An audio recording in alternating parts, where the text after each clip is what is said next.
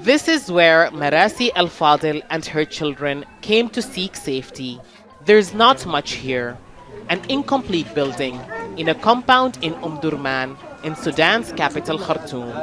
They fled from the city of El Fasher 6 months ago. She escaped from a siege imposed by the Rapid Support Forces as they moved to take control of the city. Marasi says hunger made her leave just days before the paramilitary group overran El Fasher. The siege made life hard. Goods could not come in. Anyone who attempted to bring in food was detained or killed. And there was daily shelling, so we couldn't even go to the market. And if we did, things were very expensive because of the siege. The siege on El Fasher lasted 18 months before the RSF took full control last October. It created a hunger crisis so severe the UN declared famine. Famine was also declared in Kornoy and Umbero in North Darfur and in Kadugli in South Kordofan, also because of an RSF siege there and several other areas. The UN says its inability to reach those in need because of the violence has created extreme levels of food shortages, and famine may soon have to be declared in other regions of South Kordofan too.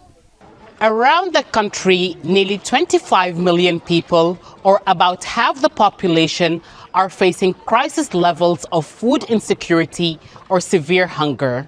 4.2 million of those are children under the age of 5.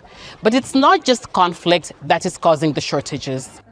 Taqwa fled from the city of Hijlij in West Kordofan, escaping fighting between the Sudanese army and the Rapid Support Forces. She also sought refuge in the same compound as Marasi, but she says there's little food for her to nurse her 3-week-old twins.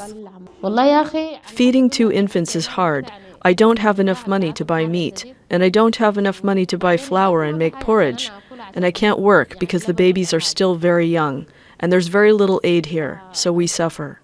The UN says those facing food shortages have dropped by 1 million compared to the year before, but aid organizations say they're facing funding cuts.